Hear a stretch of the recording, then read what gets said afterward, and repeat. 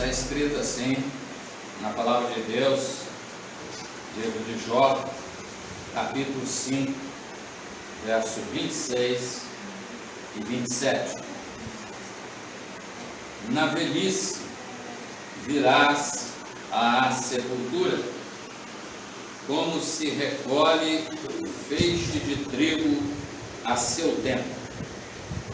Eis que isto já o havemos inquirido, e assim é. Ouve-o e medita nisso para teu bem. Aleluia. Senhor, suplicamos uma bênção do teu Espírito Santo ao meditarmos na tua palavra. Completa, ó Deus, o teu propósito, fala ao nosso coração, nós te rogamos em nome do Senhor. Amém. Glórias a Deus. Meus amados, o homem na sua existência, na sua vida, tem muitas coisas que o afligem, que trazem medo, insegurança, desconfiança. E uma das coisas é quando nós nos voltamos, nos perguntamos acerca da nossa existência. Qual será o tempo da minha vida? Qual que será o tempo da sua vida? Nós não sabemos. Não temos resposta para isso. E eu digo até que é melhor mesmo nós não sabermos.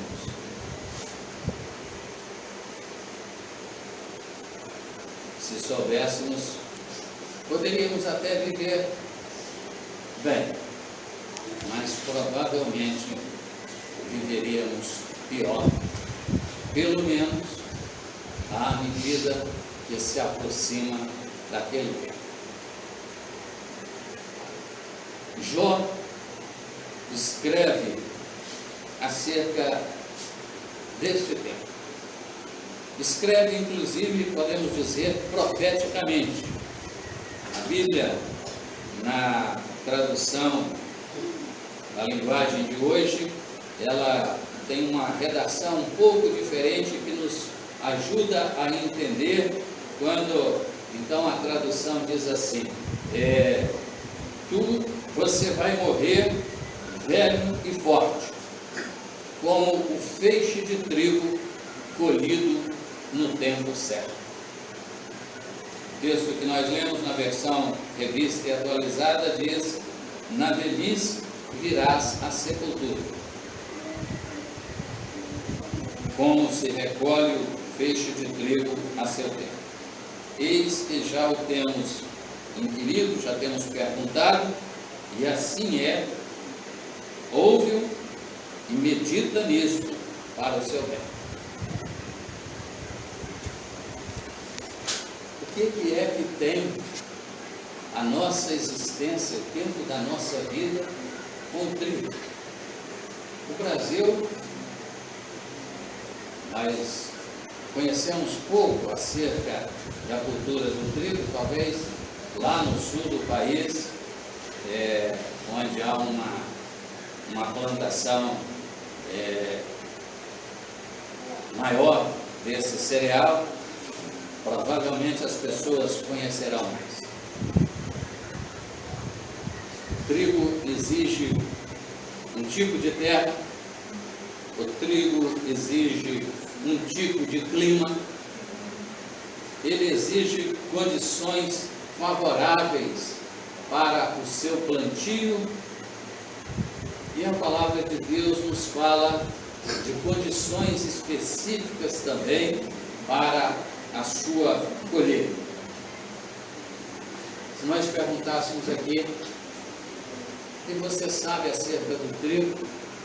Talvez nós lembrássemos apenas do Evangelho de João, capítulo 6, quando o Senhor Jesus diz assim: se o grão de trigo caindo na terra não morrer, fica ele só, mas se ele morrer, dá muito fruto.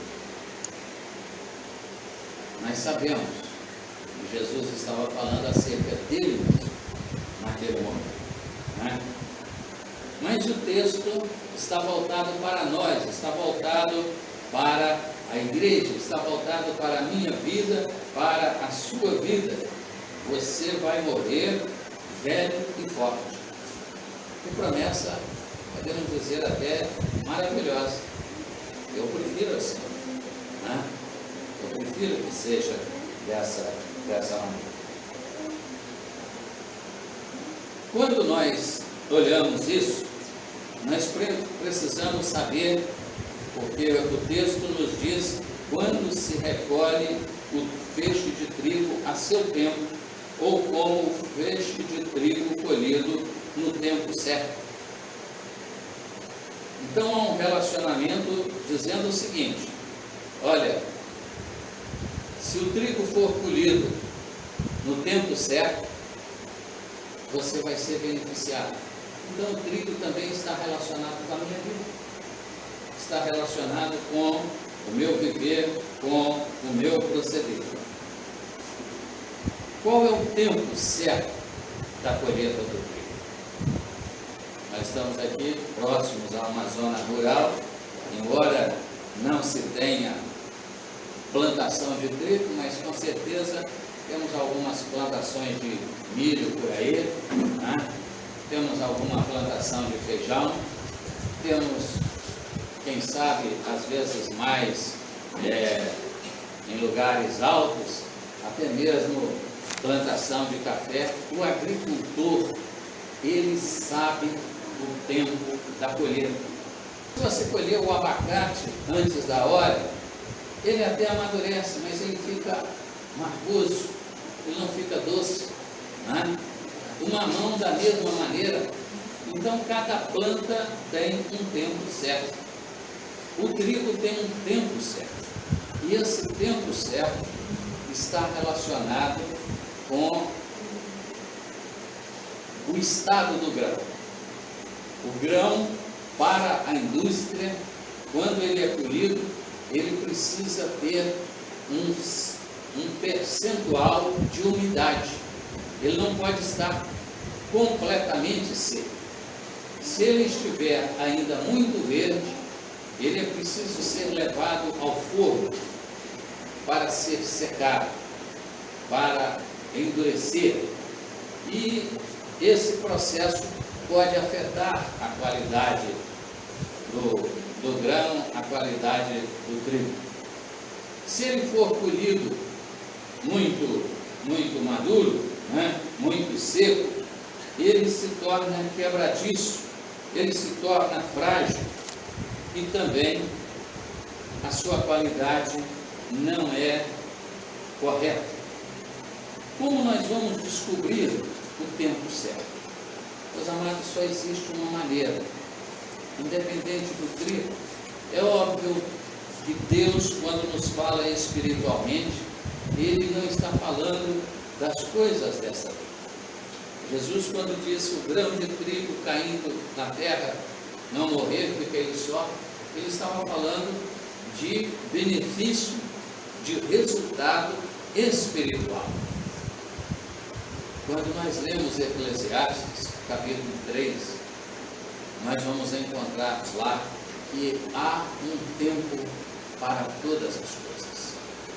Há um tempo de plantar, há um tempo de colher, há um tempo de chorar, há um tempo de rir, há um tempo, né, determinado por Deus para todas as coisas.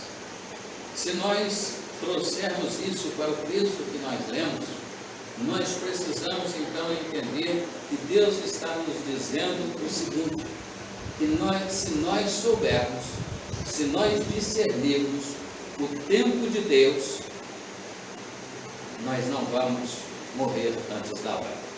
Nós não vamos passar da hora também. Nós vamos ser colhidos por Deus no tempo certo. No tempo certo. É preciso que nós entendamos isso. Há um tempo para todas as coisas.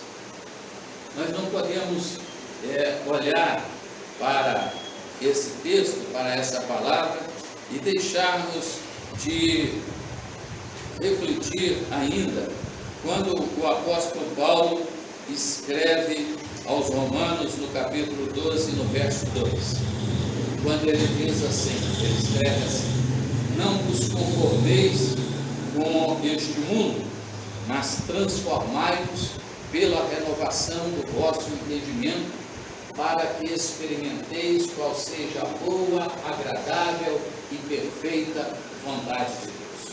Deus tem uma vontade, Deus tem um plano, e para nós estarmos dentro do plano de Deus, dentro do tempo de Deus, nós temos que deixar o Espírito Santo de Deus renovar, transformar a nossa mente, a nossa fé, o nosso coração. Eu tenho a minha vontade, eu tenho o meu plano, eu tenho o meu sonho, o meu desejo, mas será que isso vai fazer bem para mim? Será que o que você planeja, será o que você pensa, será o que você busca, o que você se esforça, é o que Deus tem para a sua vida? Nós podemos entender uma coisa: se Paulo diz que se nós nos deixarmos transformar, ao invés de nos conformarmos com o mundo, mas sermos transformados, sermos renovados, ora, aquilo que se renova não envelhece. Aquilo que não se renova não envelhece. Se nós olharmos a caminhada do povo de Israel no deserto, a Bíblia nos diz que 40 anos eles andaram no deserto, não se gastaram os seus sapatos, nem se envelheceram os seus vestidos. Que milagre maravilhoso! Porque hoje, quando a gente encontra um sapato, compra um sapato que dura um ano, olha, a gente chega às vezes até a enjoar dele, né? Essa porcaria desse sapato, quando é ruim demais, a gente chama de porcaria. Mas quando a gente vai cansando dele, mesmo que ele esteja bom, a gente torce logo para ele poder acabar, para a gente ter desculpa para comprar um novo, porque a gente já cansou daquele. Mas Deus renovou os calçados e as vestes daqueles que estavam andando na sua presença.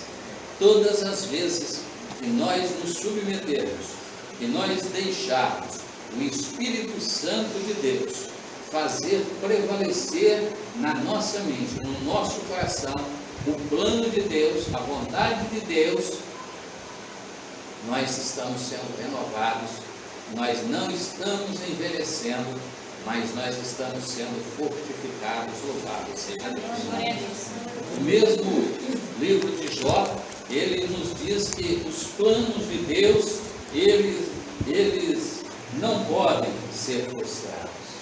Então, meus amados, a nossa dificuldade, se Deus tem planos para a minha vida, planos para a sua vida, e se Deus não vai deixar o seu plano falhar, Deus vai cumprir o seu plano, a dificuldade é nós não entendermos o tempo de Deus. Quando nós não entendemos esse tempo, nós deixamos de experimentar a boa, agradável e perfeita vontade de Deus. E nós cometemos um erro, que nós podemos identificar. Porque quando nós não entendemos o plano de Deus, sabe o que a gente faz? A gente quer ajudar a Deus. E quando a gente quer ajudar a Deus, nós trazemos prejuízo para a nossa vida. Nós queremos ajudar a Deus, nós atrasamos o plano de Deus. Deus está preparando a igreja para a eternidade. Deus está preparando o seu povo para conhecer as mansões celestiais. Deus está nos preparando para podermos vê-lo face a face. Eu vou citar para os irmãos aqui dois momentos, duas pessoas que interferiram no plano de Deus. O primeiro deles foi Abraão e Sara. Deus tinha prometido um filho para eles. E o tempo passava e Sara entendeu que ela não teria filhos e tomou a a sua escrava e Agar e entregou a Abraão para que ele tivesse filhos com ela.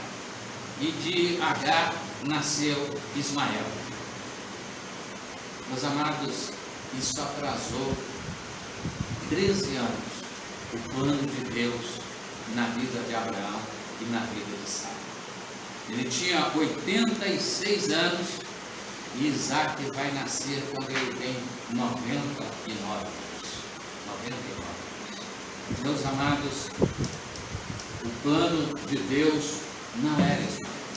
O plano de Deus era Isaac.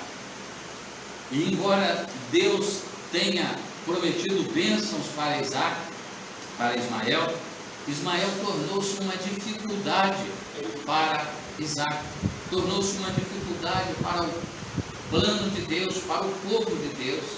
Quando nós não entendemos, quando nós queremos ajudar a Deus, nós também buscamos dificuldade para a nossa vida. É o trigo fora do tempo. E aí nós não entendemos. Quando nós somos levados ao forno para sermos secados na nossa própria vontade, para adquirirmos, para ficarmos na temperatura, na umidade ideal, para sermos úteis no plano de Deus, no propósito de Deus. Quando nós somos levados à prova, ao choro. Por que ao choro? Porque às vezes nós estamos tão duros, tão secos, tão insensíveis, que nós já deixamos de ouvir a voz do Senhor. E é preciso que nós nos dobremos, choremos, nos humilhemos, e então Deus vai fazer prevalecer a sua vontade. Um outro texto, uma outra experiência foi a de Jacó. Rebeca estava grávida. 2 filhos estavam no seu ventre.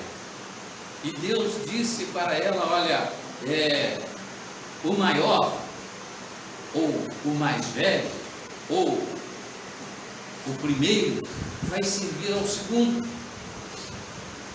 Mas quando chegou a hora da bênção da primogenitura, Rebeca resolveu interferir, resolveu ajudar, e trouxe uma dificuldade, uma inimizade entre Isaac, entre Jacó e Esaú. Ela procurou aquilo dificultou a vida dos irmãos. Foi preciso que Jacó fugisse, passasse um tempo lá com Labão, trouxe toda uma série de transtornos e de dificuldades para a sua própria casa. Deus cumpriu o que havia prometido a Abraão de lhe dar um filho, cumpriu. Deus cumpriu o que havia falado acerca de Jacó, de que Esaú haveria de ser servo dele, que ele teria o governo da casa, ele teria a bênção da primogenitura. Cumpriu. Mas a interferência impediu que se experimentasse ali a boa, perfeita e agradável vontade de Deus. As profecias, o plano de Deus, a vontade de Deus vai se cumprir, mas quando nós interferimos, nós impedimos de desfrutar de uma maneira boa, de uma maneira agradável, de uma maneira perfeita, aquilo que Deus tem para a vida da igreja. Quando nós não sabemos esperar, quando o jovem, quando a jovem, quando o adolescente, quando o irmão, quando a irmã não consegue esperar o tempo de Deus, a bênção de Deus, a promessa de Deus, meus amados, nós só vamos alcançar para nós tristeza e choro. Tristeza e choro. O texto que nós lemos nos diz que Deus sabe, né? Deus sabe com toda certeza o tempo da colheita. Eclesiastes diz isso: há tempo de plantar e tempo de colher. Deus sabe o tempo em que Ele promete a sua bênção. Deus sabe o tempo de dar posse da sua bênção. Por isso nós precisamos dominar, descobrir a nossa natureza para entendermos e apenas nos posicionarmos no tempo de Deus. Porque tudo que nós queremos para ontem. Tudo que nós queremos. Nós não queremos para agora, nós não queremos para amanhã, nós não queremos para hoje. Nós queríamos já ter ganho, nós queríamos já ter alcançado. Mas será que é isso que Deus tem para as nossas vidas? Meus amados, antes do tempo nasce Ismael, não nasce Isaac, né? Antes do tempo não nasce Isaac. Agora, Deus quer o quê? Deus quer nos dar Isaac. Deus quer nos dar a bênção no seu tempo certo. Sabe o que aconteceu quando Isaac nasceu? Sara disse assim: Deus me abençoou na minha velhice. Deus me fez sorrir. Todos aqueles que olharem para mim se alegrarão comigo. Meus amados, Isaac significa riso. O que é riso? O que é alegria? É a boa, agradável e perfeita vontade de Deus. É a bênção no tempo certo. É a bênção colhida no tempo de Deus e não na minha vontade, na minha razão, no meu querer, mas quando eu me submeto ao propósito de Deus. E então, o verso de número 27, Jó nos diz: assim é, ouve, medita nisso, para o teu bem. Meus amados, Deus não nos deixa de dar algo por maldade. Ele não nos dá aquilo que não vai produzir benefício para a nossa salvação. Deus não nos dá aquilo que vai nos dificultar na nossa fé. Deus não nos dá aquilo que vai atrapalhar a nossa comunhão com Ele. Mas se nós aguardarmos nele, esperarmos no seu tempo, Deus vai cumprir a sua promessa. Sabe qual é a promessa de Deus? Eu bem sei os pensamentos que tenho acerca de vós, para vos dar o bem que vos preparou. Meus amados, as coisas de Deus estão preparadas para a igreja. As bênçãos de Deus estão preparadas para a minha vida. As bênçãos de Deus estão preparadas para a sua vida. Deus vai nos dar isso. Ele tem esse plano de nos dar o melhor.